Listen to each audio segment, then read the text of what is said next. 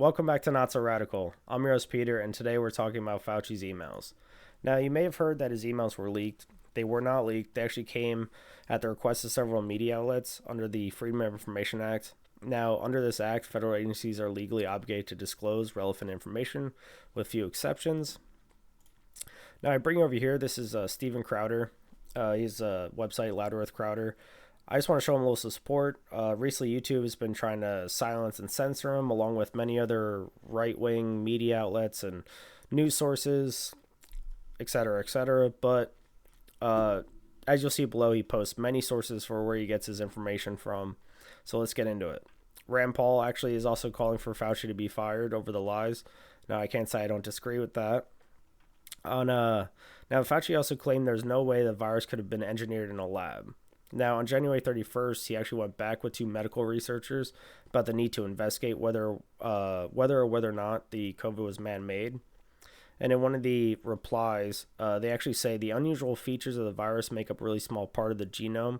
So one has to look really closely at all sequences to see that some of the features potentially look engineered.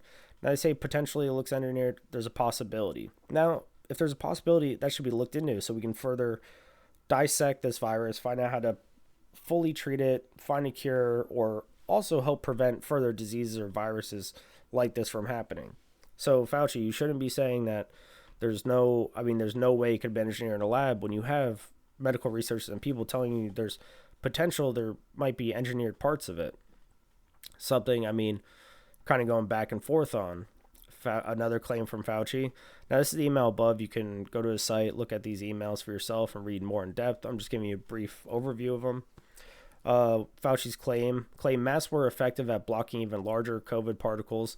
Now, I believe at one point he said you could even double mask if you want. Now, let's look at the truth. On February 5th, 2020, Fauci wrote to American University President Sylvia Burwell, masks are really for infected people to prevent them from spreading infection to people who are not infected, rather than protecting uninfected people from acquiring infection. Now, basically saying, hey, if you're healthy, no need to wear a mask. If you're not healthy, you have COVID, it's used to help prevent you from spreading COVID. Now, all these healthy people running around with a mask on, people were told they were conspiracy theorists. For saying you don't need to wear a mask, they're not that effective. Well, in one of Fauci's emails, the typical mask you buy in a drugstore is not really effective in keeping out the virus, which is small enough to pass through the material. It might, however, provide some slight benefit and keep out gross droplets if someone coughs or sneezes on you. I do not recommend that you wear a mask, particularly since you are going to a very low-risk location. Now, you have people even saying, hey, unless the mask only is going to help you if somebody actually directly coughs or sneezes on you.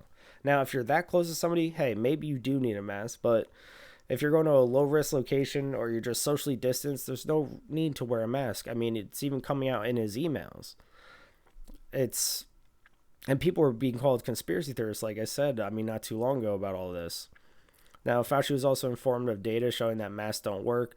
The emails from Andre Lerner, which is a study of the efficacy. Bottom line, generally there were not differences in influenza-like illness, upper respiratory disease, or infection, flu rates when masks were used. Although when early use and compliance was taken into account, a few times a difference was seen. So very minor change was seen. Now, another claim of his, Fauci claimed the initial mask guidance changed because of science changed. Did the science really change, or did you receive a email from Michael Liu and it include advice from Dr. Zhang? Now, let's read directly from the email. Dear Dr. Fauci, Dr. I'm not sure if I'm pronouncing this, Wenhong Zhang has become very famous in China's war against COVID-19 because of his great excellence as an antivirus. Dr. Zhang is the director of infectious disease department of the Huashan Hospital in Shanghai. He's very good, according to my observation all along. Great doctor in China. So, they're basically boasting about he's a good doctor, but he's become very famous over this. And COVID-19 can be really prevented with 3 key measures: social distance, wash hands frequently, and wear a mask. I strongly suggest that American people should wear masks like Chinese, South Korean people, etc. which Fauci said, "Thank you for your note. We have indeed much to learn from our Chinese colleagues." I mean, China, the people in China hey, they're good people in China, but the CCP party, I do not agree with in the slightest, and I want to stay as far as possible away from communism. Now, it wasn't necessarily based on science. This is coming from China, which I'm sorry, but I don't believe much that comes out of China. Although, here's another claim. Fauci in April of 2020 denied the possibility that viruses have come out of a lab. Now, on February 22nd, 2020, Dr. Michael Jacobs emailed him expressing the concern that the virus came from a lab. The email read, "We think there's a possibility that the virus was released from a lab in Wuhan, the biotech area of China. We also think that the virus might be complex with another organism, such as yeast or fungus, to make it more sticky. We would like to discuss this further with you. We feel the immediate action must be taken by the United States science to try and neutralize this threat." Now, there's an urgent message from this Dr. Michael Jacobs. I mean, you have people coming and saying that, hey, this virus may have leaked from a lab. We should look into it. It's a concern. And you have Fauci saying that, oh, no, it's not a lab leak. It couldn't be engineered and etc. Now, it's just contradictory, all the lies that he's spreading and where he's getting his information from, what is the information he's putting out compared to the information that he's received. It's scary that this person is held to such a high degree, and the information he's giving to the public, aside from the information he receives, is so different. And that's the email from the doctor below. And now you have Peter Dazyk thanking Fauci for dismissing the lab leak theory. Now, he's also the president of the EcoHealth Alliance, the recipient of $3.7 million in National Institute of Health grant for research on bat coronaviruses, which also another $600K went to the actual Wuhan Institute of Virology. He's also the leading team investigation into the World Health Organization and the origins of COVID. Now, that's a little sketchy. I mean, this guy's got his hands in a lot of different pots. He's thanking Fauci for dismissing the idea it could have been a lab leak. I just want to say a personal thank you on behalf of our staff, collaborators, for publicly standing up and saying that the evidence supports a natural origin and not a lab release from the Wuhan Institute of Virology. Now we just had other doctors coming forward and saying that me mailing Fauci that, hey, no, there's a possibility it was a lab leak. It's a possibility that it was man-made. And now you have Fauci siding with China, basically, and spreading the way they are going about preventing coronavirus and what they're doing health-wise. When in the beginning, if they actually reported it in the beginning and got it to us sooner, we would have, in a timely manner, we could have probably better protected ourselves from the COVID-19 virus, shut everything down a little bit earlier, in my opinion, and prevented and saved many, many thousands and thousands of lives. Now, and another claim, remember how Fauci said the media constantly claimed Trump was muzzling Fauci? It's not true. Fauci even says in his emails, Mr. Murray, thanks for the note. Please stay silent. Please stay silent since I have not been muzzled.